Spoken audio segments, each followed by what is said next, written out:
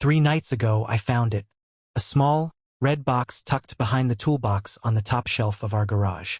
It was old, dusty, like it had been shoved there to be forgotten, but I noticed it as I was looking for spare light bulbs. And it didn't belong there. I'm the one who organizes the garage. I'd know if we had a box like that. I picked it up, trying to remember if it was something of mine. Maybe some old keepsake, but it didn't ring a bell. The box had a worn leather surface and one of those cheap little clasps that don't quite snap shut. When I opened it, my chest felt like it collapsed in on itself.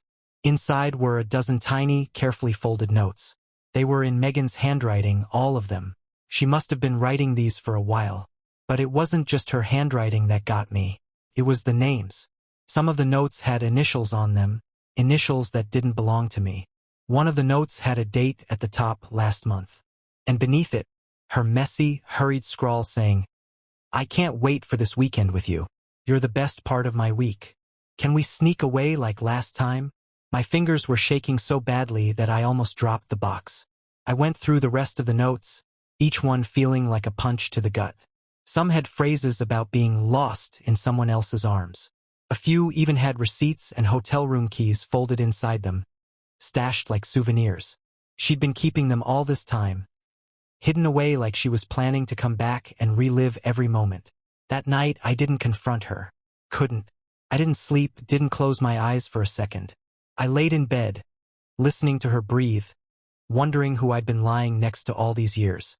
By dawn, I decided that I couldn't let this go. I needed to know the truth, all of it. And so the next day, I started going through her things. Every drawer, every pocket, every digital footprint I could think of.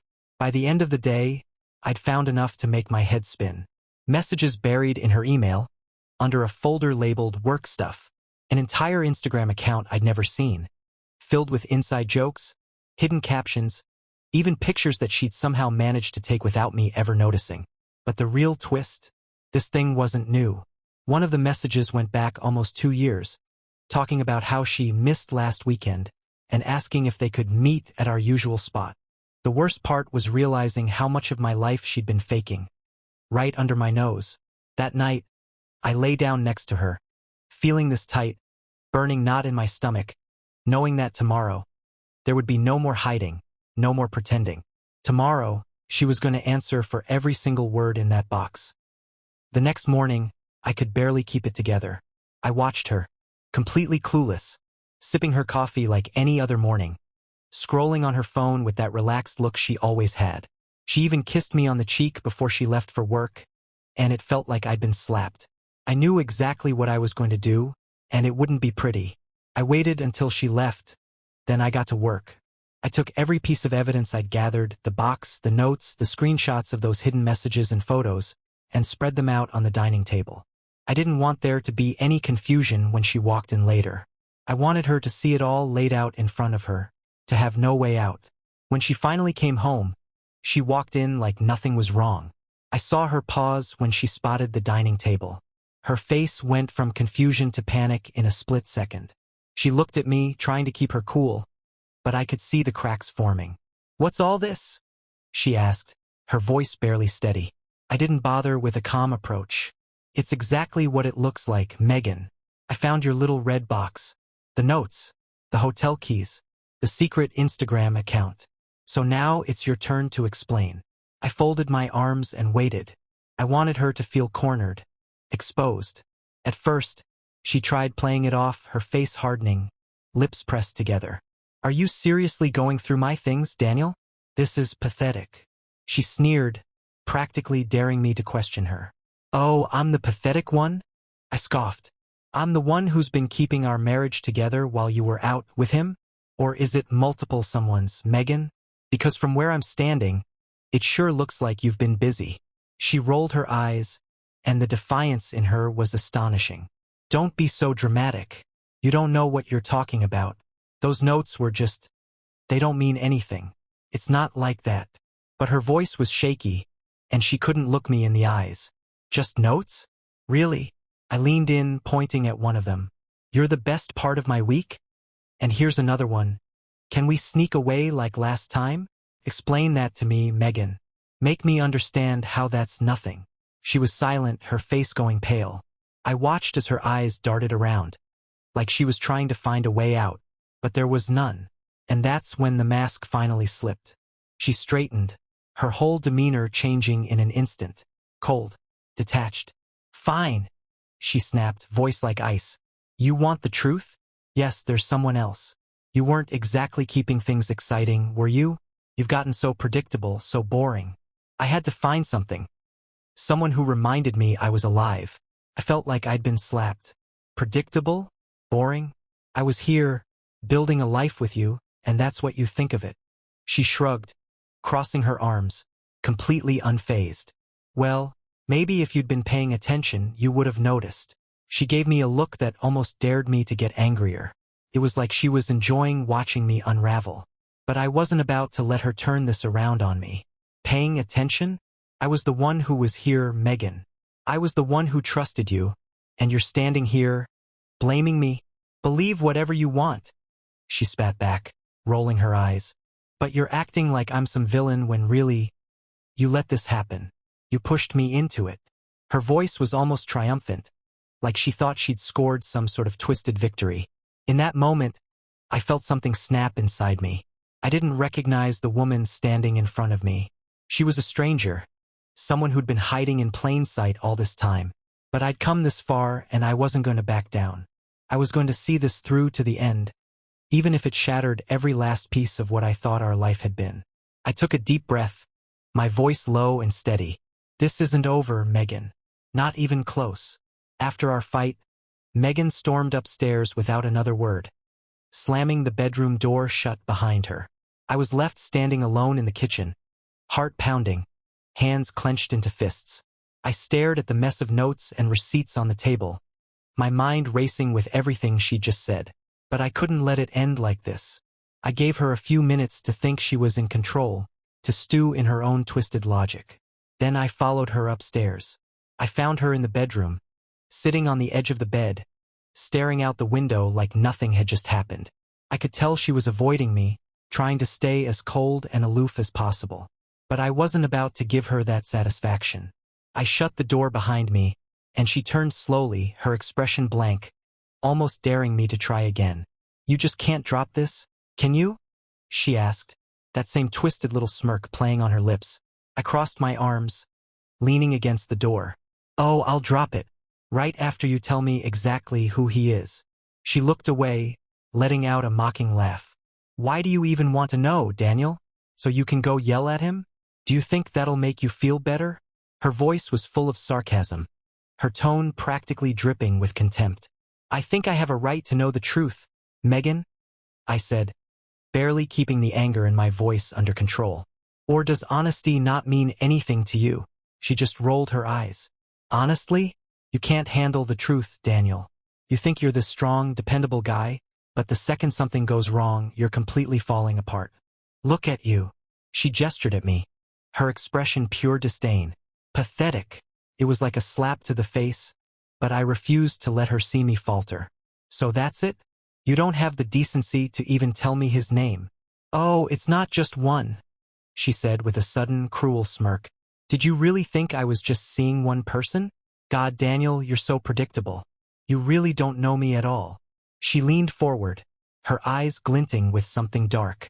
I've had a life outside of you for a long time. I just had to get creative. That's all. I could barely believe what I was hearing. My chest felt like it was going to explode, every word digging deeper. But she was looking at me like she was almost enjoying this, like she got a thrill out of seeing me in pain. And that's when she threw her final punch. Honestly, I thought you'd have found out by now. I mean, how many weekends did I leave you alone? Daniel? How many times did I get calls in the middle of the night? And you didn't even question it. Her voice was almost mocking, like she was relishing every word. Face it, you were clueless.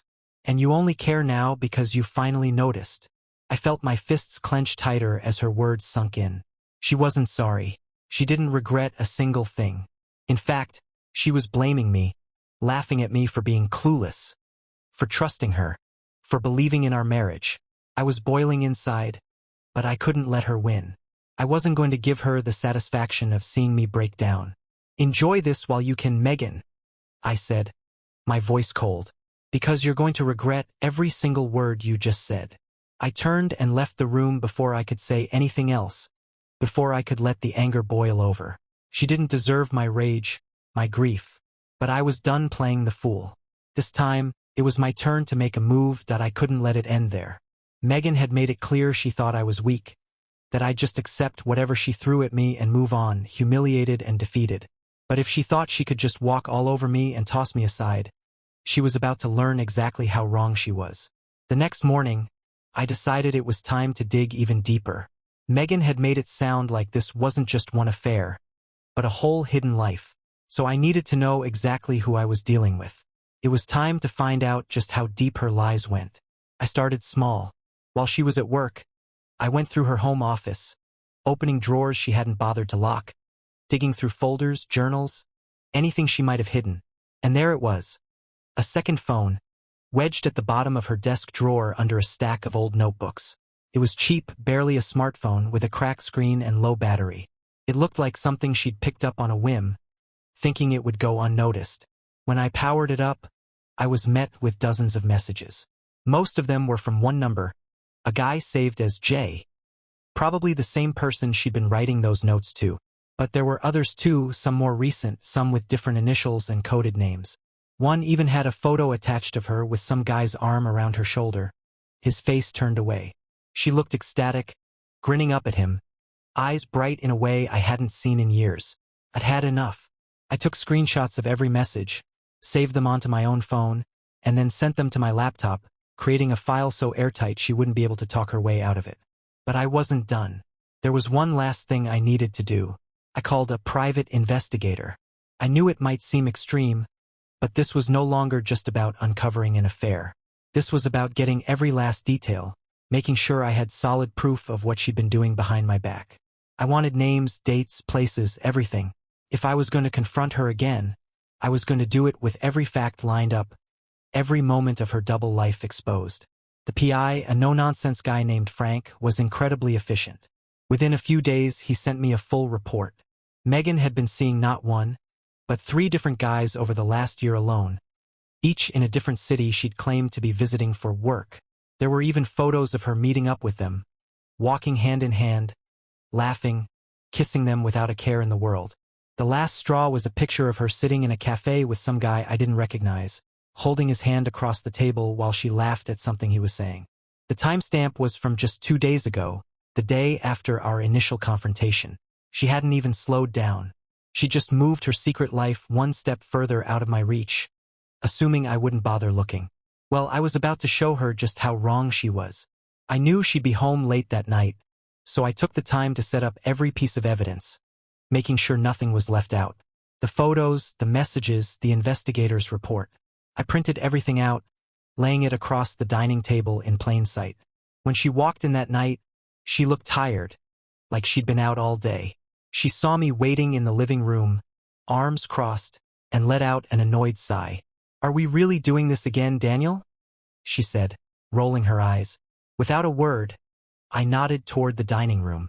She followed my gaze, and I watched her face go pale as she took in the photos, the messages, the damning evidence that laid out every single one of her lies. "You really thought I wouldn't find out, didn't you?" I said, my voice cold as ice. She opened her mouth to speak, but no words came out. For the first time, I saw genuine fear in her eyes. Megan's mouth opened and closed, her face twisted in shock. I could tell she was scrambling to come up with something, anything that would give her a way out. But there was no way to explain away everything I'd laid out in front of her. She finally forced out a laugh, but it came out weak and hollow. "This is insane, Daniel. You really went this far? A private investigator?" She tried to sound disgusted, but her voice was shaking. "Yeah, I did," I replied, my tone calm and steady. "Because after the stunt you pulled last time, I needed the truth. And look what I found, Megan. 3 different men, 3 different cities, and you thought I'd be too boring to figure it out." She shot me a dark look. "So what now, Daniel? You gonna drag me through every last detail?" "I'm not going to apologize for finding something that actually makes me feel alive. You can't handle that? That's on you." My blood boiled, but I kept my voice steady. "You really think you're the victim here? don't you? I gestured to the photos, the messages, the evidence that laid her entire double life bare. Look at this, Megan. Look at what you've done. You wrecked this marriage, and you're standing here blaming me. She scoffed, her eyes narrowing. Oh, please. This marriage was wrecked a long time ago. I was just the only one brave enough to admit it. You want to know the truth? Fine. I checked out of this marriage years ago. You never challenged me, you never excited me. I felt trapped. I shook my head, feeling a painful, hollow laugh rise up in my throat. Trapped? You had a husband who loved you, a stable life, and you threw it away for what? Some secret life with strangers. It's more than you ever gave me, she sneered. And there it was, her full contempt laid bare, like she wanted to burn every bridge on her way out. But I wasn't done yet. Actually, Megan, I said, my voice almost dangerously quiet, you might want to think carefully about burning this bridge, because guess what? I talked to the investigator and he found something interesting. Remember the last guy you saw, the one you thought was just some harmless fling? He's married, with kids. You got yourself tangled up in someone else's family. That means you're not just destroying our life. You're dragging other people down with you. For the first time, I saw real fear in her eyes. Her face went white, and her cocky expression vanished in an instant. Wait, she stammered, her confidence slipping. What are you talking about? How do you know that? I watched her unravel, enjoying every second. Because I didn't just talk to the investigator, Megan. I called him. We had a nice little chat. He was very interested to know about your trips together, especially since you were helping him escape his family life, as you put it. I smiled coldly, watching her squirm. He wants to talk to his wife now. How's that for excitement? She stood there, speechless, her confidence shredded. I'd never seen her look so lost, so desperate. You thought you could play games, Megan? Thought you could just stomp all over everyone who cared about you? I took a step closer, my voice steady, unshakable. Well, it's all over now. The lies, the affairs, all of it. And when you leave here, you're going to have to face every consequence of this mess you made. Megan's mouth opened, but no words came out. Her expression was a twisted mix of panic and shock. For the first time, I could tell she understood just how much damage she'd done. Not just to me, but to everyone around her. Finally, she whispered, "What do you want, Daniel?"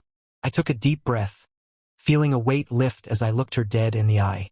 "I want my life back. I want you out of it." The shock on her face melted into something bitter, something darker. She didn't even try to argue or beg. She just stared at me, her expression shifting from fear to raw contempt, like I was the one who'd ruined everything. But I didn't flinch, didn't back down. "You're serious," she finally said, her voice a quiet snarl. "After everything we've built, you're just going to throw it all away?" I let out a cold laugh, the anger simmering under my skin. "I'm throwing it away? Megan, you destroyed this long before I ever knew what was happening. You tore our life apart. Now I'm just choosing not to pretend everything's fine." She stared at me, her eyes hard, lips pressed tight. Then, she folded her arms, forcing herself into an air of calm, but her knuckles were white. "Fine," she spat out. "Go ahead. Divorce me if that's what you want. But don't think I'm walking away with nothing." I felt something in me break, and I laughed. Harder this time, bitterly, as if she'd told some horrible joke. "Nothing? You think you're entitled to something here?" I pointed at the table, at the mountain of evidence that laid out every betrayal. "Do you realize that in every single one of these texts, you're the villain? I have every reason to make sure you walk away with nothing, Megan. Absolutely nothing." The panic flashed across her face again, but she covered it quickly, tossing her hair back, trying to look unaffected. "I've sacrificed for this marriage, too. You don't get to rewrite history just because you're angry. If you think I'm going to let you bulldoze me out of everything, you don't know me as well as you think." I took a steadying breath, keeping my voice calm. "You're right. I don't know this version of you, Megan, the version who kept secrets, who spent years lying and cheating. But I know one thing for sure, you don't have a single leg to stand on. I'm filing for divorce, and I'll make sure you leave with exactly what you deserve." I felt the words settle into the air like a heavy weight. She sneered, but I could see her composure slipping. You're really that heartless? Heartless, I repeated, shaking my head. I don't think you even understand what that word means. I didn't do this. You did. You put yourself first, you lied, and now you're looking at me like I'm the bad guy? No, Megan. I'm just the guy who finally stopped playing the fool. The room fell into silence, a thick tension hanging between us. I could see her brain working, her gaze flickering around, probably searching for a way out, for some last piece of leverage she could use to keep control. And then she said it, the one thing I hadn't expected, the one thing I hadn't prepared for. Her face twisted into a smile, cold and calculated. You know, Daniel, she said, her voice almost a whisper. You may think you're free of me, but I'll make sure I stay in your life. I know where you work, who you're close to, everything about you. You can't just erase me. The words sent a chill down my spine, and I felt a surge of anger flash through me. Are you threatening me now? Her smile only widened, and she leaned in, her voice low. Not a threat, just a reminder. You can take me to court, you can take the house, you can even drag my name through the mud if it makes you feel better. But don't expect to walk away clean. I'm not going to let you forget me that easily, Daniel. You can count on that. And there it was, a glimpse into the mind of the woman I thought I'd known. The mask was gone, and what was left was pure malice. Her words hung in the air, dripping with venom. The woman in front of me wasn't just indifferent or defensive. She was hostile, as if she'd been waiting for this moment to reveal exactly how ruthless she could be. It was like all the affection, all the years we'd shared, had vanished, leaving nothing but bitterness. And now she was weaponizing it. She crossed her arms, smiling that infuriatingly smug smile. What, Daniel? Surprised? I'm done pretending for you. You want to be done with me? Fine. But don't think I'll make it easy for you. Something inside me snapped, but I kept my voice low, controlled. You think this is a game, Megan? You think threatening me is going to make me back down? Because if anything, it's just made this easier. I took a step closer, making sure she saw the conviction in my eyes.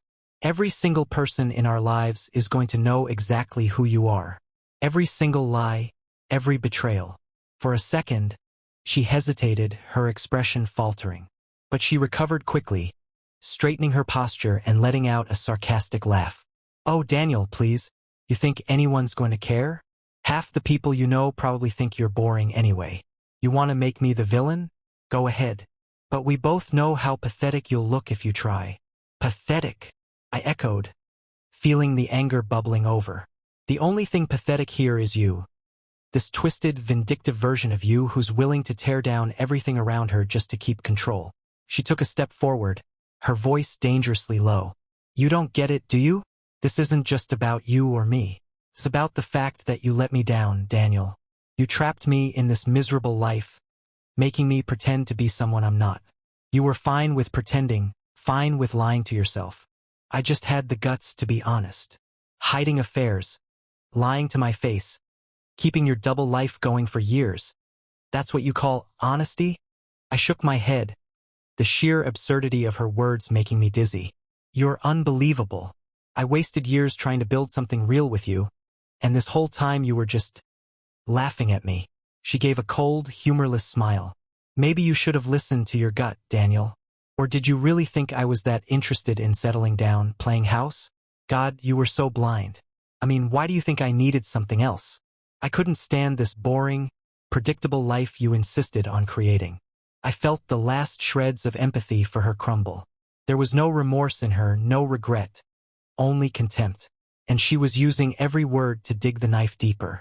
Listen to yourself, Megan, I said, my voice almost a whisper. You think you're punishing me by acting this way, but all you're doing is proving how shallow you really are. Every lie, every insult. It's all just showing me how little you ever cared. I was ready to leave you with some dignity, but now, I shook my head, feeling the finality of the moment settle over me. Now, I'm going to make sure you feel every consequence. You're going to lose everything you thought you'd just waltz away with. She flinched, a flash of fear in her eyes, but quickly masked it with a sneer. Big words, Daniel, but you're nothing, and when this is over, you'll have nothing left. Don't underestimate what I'm willing to do to make your life miserable. She turned to leave the room, her head held high, but her shoulders tense. As I watched her go, I felt a strange calm settle over me. I'd seen her true face now, every last cruel inch of it, and I was done. I'd given her enough, more than she ever deserved. But now I was taking it all back, and she'd regret every single step she'd taken to try and break me. After she stormed out, I sat in the silence, feeling that strange calm morph into something sharper, more focused. I'd spent too long letting her twist this into my fault, too long absorbing her venom. But that was over. She thought she could manipulate me, that she could walk away unscathed, maybe even drag me down in the process.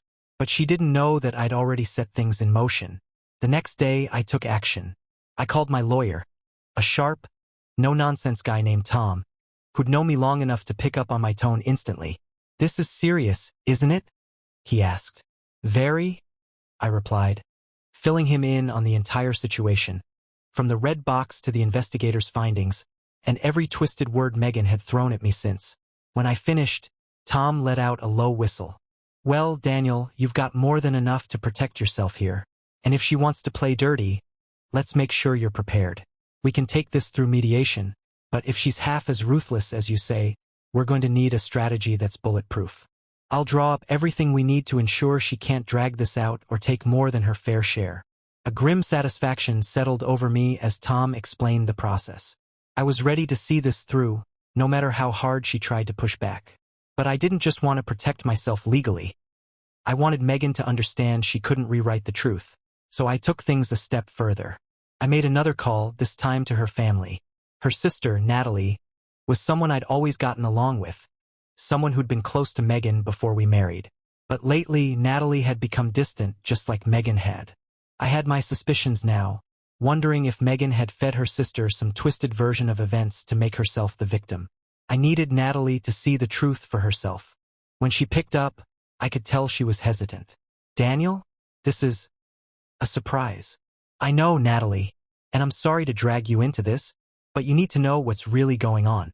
Megan's been lying to everyone, not just me. She's created a whole different life, one that you don't know about. I think it's time you see the full story." I could almost hear her frown through the phone. "What do you mean?" I told her everything. I read her pieces of the notes, told her about the photos, the messages, the 3 men Megan had been seeing over the last year. I could feel the shock building on the other end as I went on, step by step, laying out every betrayal Megan had tried so hard to keep hidden. When I finished, Natalie was silent for a moment. Then she let out a shaky breath. "Daniel, I don't even know what to say. I knew things were rough between you two, but this? She never mentioned any of this. She's been spinning her own story, Natalie. I'm guessing she told you I'm the problem, right? That I'm some boring, suffocating husband?" That's her favorite line lately. There was a pause, then Natalie sighed. "Yeah, she made it sound like you were, well, that you just didn't care about her needs." She didn't say much more, but I could tell she was angry. "Well, now you know what her needs really are." I forced down the bitterness in my voice. "And I need you to understand that this isn't some mistake or misunderstanding. She's been living this lie for years, with no remorse. You're her family, Natalie, and I thought you should know the truth." Natalie took a deep breath, clearly struggling with the reality of it all. "Thank you for telling me, Daniel. I'll talk to her." "Please do," I replied. "But I'm done pretending, Natalie. She can twist this however she wants, but I'm not going to let her keep lying to everyone around her. Not anymore." When I hung up, I felt a weight lift. Megan wasn't going to get away with rewriting history, at least not with the people closest to us. And now that I had both a legal plan in place and her family on alert, I was more than ready to face whatever twisted scheme she tried to throw at me next. Megan thought she was untouchable, that she'd painted me into a corner. But I'd just taken the first step in tearing down every lie she'd built. And I wasn't stopping until there was nothing left for her to hide behind. I expected fallout. But even I wasn't prepared for how quickly everything would unravel. A few days after I spoke to her sister, Megan came home late, her face flushed, looking more furious than I'd ever seen her. She slammed the door behind her, practically vibrating with anger. "What the hell did you tell Natalie?" she demanded, her voice rising with every word. "She called me yesterday," accusing me of cheating on you, of ruining our marriage. She went off about how she didn't recognize me anymore. I mean, how dare you bring my family into this? How dare I? I repeated, my voice deadly calm. They're your family, Megan. They deserve to know the truth. Or were you planning on lying to them forever? 2. Her hands clenched into fists, and for a split second, I thought she might actually hit me. But then she just shook her head, letting out a bitter laugh. You really don't get it, do you? You've completely ruined me in their eyes. Do you think you look like the hero here? All you've done is make yourself look like a vindictive, pathetic husband who couldn't handle his wife moving on. I felt a grim satisfaction watching her squirm. Moving on? This isn't moving on, Megan. This is betrayal, plain and simple. You lied to me, you cheated, and now you're angry that I'm not rolling over and playing the part of the wounded husband who keeps quiet. She glared at me, the fire in her eyes barely controlled. Well, guess what, Daniel? You want a war, you've got one. You think you can turn my family against me? Fine. I'll show everyone who you really are. I crossed my arms, unfazed. Do whatever you need to, Megan. But this time, the truth is going to follow you. Every person you try to manipulate, every story you twist, they'll know who you really are. And there's no hiding from that. But I didn't expect her to take it one step further. The very next day, I got a call from HR at my workplace. They informed me that someone had anonymously sent an email claiming I'd been harassing my wife, that I was trying to control her by spreading lies about her to ruin her reputation. They even hinted that I was becoming unhinged, and warned me to keep my personal issues at home. The accusations were vague but damning. Exactly the kind of claims that would plant doubt in people's minds without giving me a clear way to defend myself. And I knew it was her. This was Megan's idea of winning. Her way of trying to tear me down for daring to stand up to her. That night, I confronted her again, the email printed in my hand. So this is your new tactic? I asked, holding up the paper. Trying to get me fired now? Are you that desperate to punish me? She leaned back, feigning innocence with that same infuriating smile. I have no idea what you're talking about, Daniel. Maybe your behavior is finally catching up to you. She shrugged. People have noticed how obsessed you've become with making me look bad. Maybe they're just concerned. I clenched my jaw, swallowing the urge to yell. You can play this game as much as you want, but it won't end well for you, Megan. I've documented everything, every threat, every lie. You're not as untouchable as you think. Her smile faltered, but she quickly recovered. Good luck with that, because by the time I'm through, no one will believe a word you say.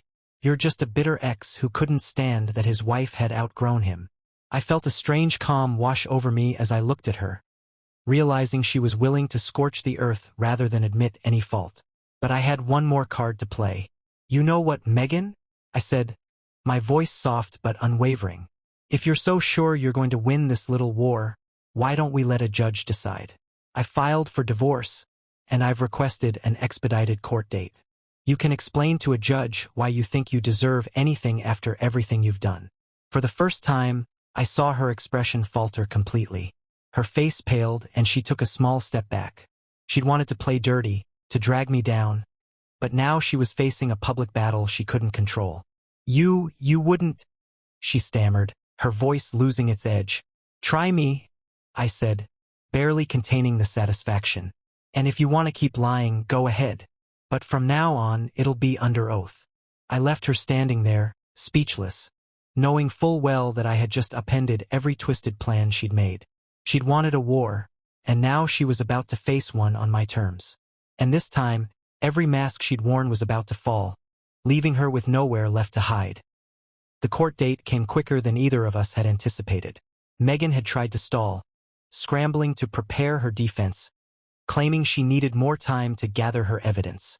But the judge granted the expedited timeline, and we found ourselves facing each other in a packed, silent courtroom within weeks.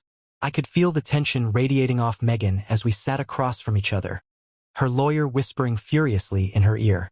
She wore a mask of calm, but her eyes were sharp, calculating, and I knew she was scrambling. Every time I looked her way, she narrowed her gaze at me, the hatred palpable. It was as if I'd pulled her from behind her curtain of deception, and she was desperate to claw her way back. My lawyer, Tom, started strong, presenting every piece of evidence with careful precision. He began with the investigator's report, showing the dates, locations, and photographic evidence of Megan's multiple affairs. He made no spectacle of it, simply laying out the facts, letting the weight of the truth sink in. The judge's expression grew darker with every revelation. But it was the phone records, the long list of texts, hidden calls, and secret conversations that really set the tone. Tom carefully read excerpts of her messages aloud, making sure the courtroom heard every intimate line she'd written to her various lovers, each line a slap of cold reality. Megan's lawyer objected, claiming irrelevance, that everyone's entitled to privacy, but the judge waved it off, clearly unimpressed. He leaned forward, his gaze fixed on Megan, and said, "This speaks to character, which is very relevant in matters of spousal support." Megan's carefully composed face faltered. She gripped the edge of the table, her knuckles going white, her fury slipping just enough for me to see it. When it was Megan's turn, she attempted to twist the narrative, painting me as obsessive, insecure, even claiming that I had pushed her into finding companionship elsewhere. Her lawyer argued that she was emotionally neglected and that I had been overbearing. They presented a few carefully selected emails and texts to try and cast doubt on my character, making me out to be controlling, even paranoid. But then Tom stepped in, calm as ever. "Megan, let's talk about your accusations." He held up a printed email, one of the ones she'd sent to my workplace, and her face went stiff. "According to this email, you claimed that Daniel was harassing you, but we also have a series of texts from the same period that show you attempting to reconcile, even apologizing to Daniel for lying. Care to explain?" Her eyes darted around, but she squared her shoulders, playing the role of the wounded wife. "I was afraid," she said, her voice dropping to a faux innocent tone. "Daniel's reaction to everything made me feel unsafe. I didn't know what he would do." Tom nodded, as if considering this, before pulling out another folder. "And these threats you claimed he made?" He turned toward the judge. "We've reviewed every single text and email sent by my client in the last year, and there is absolutely no record of any such threats. Daniel's only communications with her were about salvaging the marriage or, failing that, an amicable separation. The harassment claims appear to have no basis." The judge's gaze fell heavily on Megan, his frown deepening. But Tom wasn't finished. He handed another file to the judge. "Your Honor, we've also provided screenshots of all the messages between Megan and her lovers. These were obtained with full legal permission and provide a very different view of her character than she's presenting here today." Megan's lawyer scrambled, throwing out objections, but they fell flat. The courtroom was silent as the judge scanned the records, his face growing stony. And then it was time for Megan herself to take the stand. She was visibly rattled but held her head high, her voice sharp as she answered questions. But when Tom pressed her about specific dates, about details from the investigator's report, she began to falter. The lies didn't line up. She stammered over explanations, contradicting herself more than once. Finally, Tom looked her squarely in the eye, his voice steady but firm. "Megan, did you ever have any intention of ending these affairs or coming clean to Daniel?" She hesitated, her gaze flicking around the courtroom, looking for some way out. Her voice was barely audible when she said, I don't know." "You don't know?" Tom pressed, incredulous. "You mean you never planned on telling your husband about a hidden life you'd been leading for years?"